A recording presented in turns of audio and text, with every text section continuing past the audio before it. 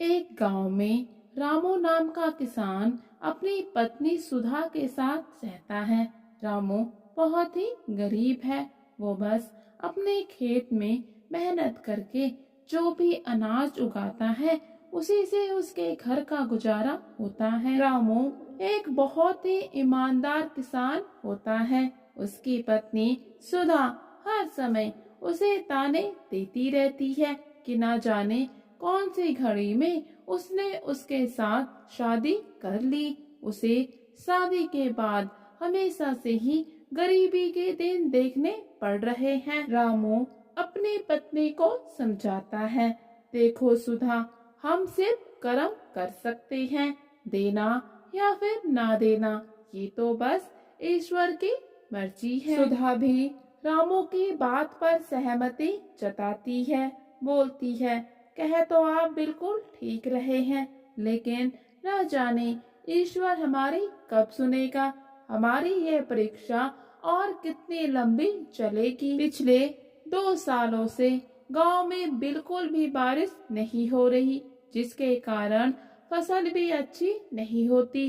गांव के सभी लोगों के घर पे गाय भैंस रखी हैं, जिसके कारण उनका गुजारा अच्छे से हो जाता है, लेकिन हमारे पास तो गाय भैंस भी नहीं है। बस एक छोटा सा खेत है जिस पर भी अच्छी फसल नहीं हो रही। रामू भी अपनी पत्नी की बात सुनकर कहता है, मैं भी क्या करूं, पिछले 2 सालों से अच्छे से बारिश नहीं हो रही, कुएं भी लगभग सूखने ही वाले हैं, न जाने इस साल क्या होगा। और फिर रामू रोज की तरह अपने खेत में काम करने के लिए चला जाता है। रामू भले ही गरीब था, लेकिन वो बहुत ही ईमानदार था।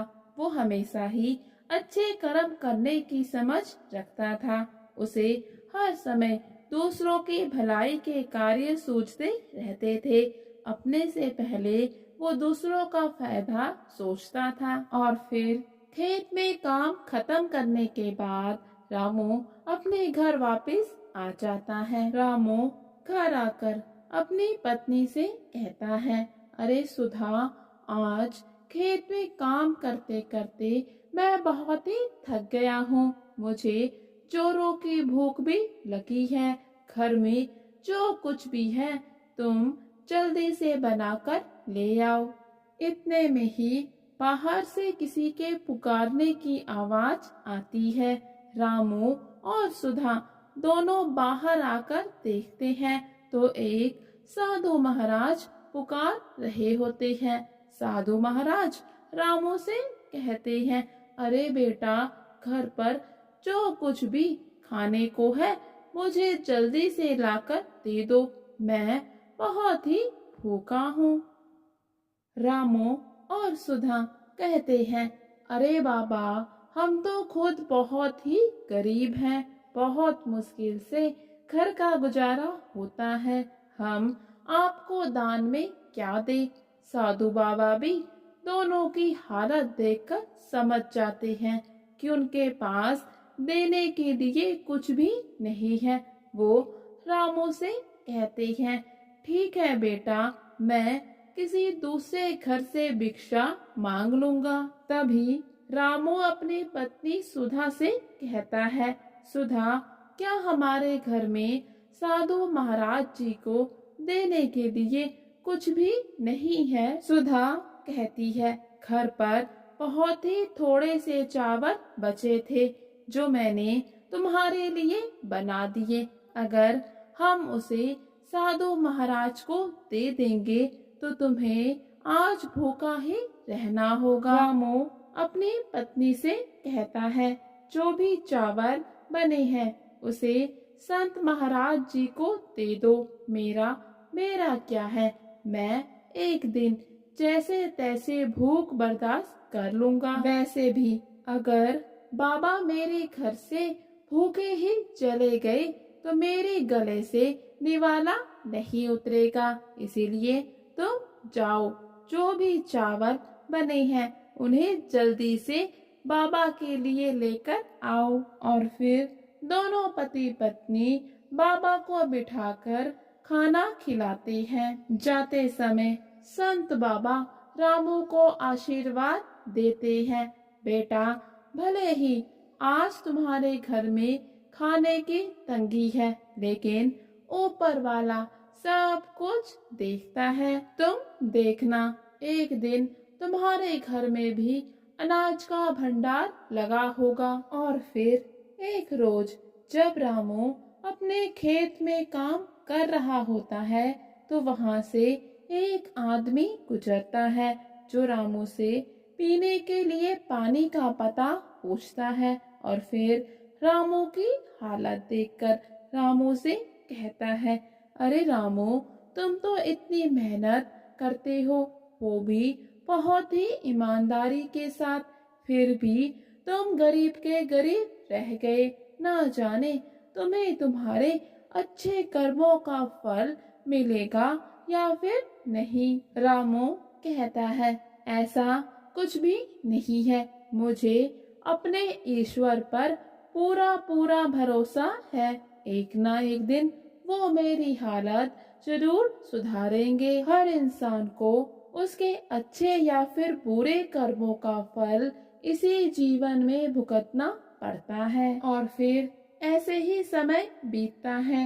रामू हर रोज अपने खेत पर जाता और खूब मेहनत करता, लेकिन अभी भी रामू के घर पर कभी भी भरपूर अनाज नहीं होता था। उसे और उसके पत्नी को बहुत से दिन भूखा ही सोना पड़ता था। और फिर एक रोज बूढ़े बाबा एक बार फिर से रामू के घर पर खाना मांगने के लिए आते हैं। इस बार भी रामू अपने हिस्से का खाना बाबा को दे देता है और खुद भूखा ही रह जाता है। जाते समय बूढ़े बाबा रामू को एक बहुत ही सुंदर गाय देकर जाते हैं और कहते हैं, रामू, मैं अब बूढ़ा हो चला, मुझसे इस गाय की सेवा नहीं होती, इसलिए तुम ये गाय को रख लो। रामू बाबा से कहता है, अरे बाबा, मेरे पास तो खुद के खाने के लिए ही अनाज नहीं है, मैं बेचारी गौ माता को क्या खिलाऊंगा। इस पर संत जी कहते हैं, अरे रामू, तुम इसकी चिंता क्यों करते हो, अब तुम्हें तुम्हारे अच्छे कर्मों का फल मिलेगा। ये गौ माता तुम्हें तुम्हारे कर्मों का फल देने ही तो आई है। रामू कुछ भी नहीं समझ पाता, तो संत महाराज जी बताते हैं, ये गौ माता कोई साधारण गौ माता नहीं है, इससे तुम जो भी मांगोगे गौ माता तुम्हें लाकर देगी।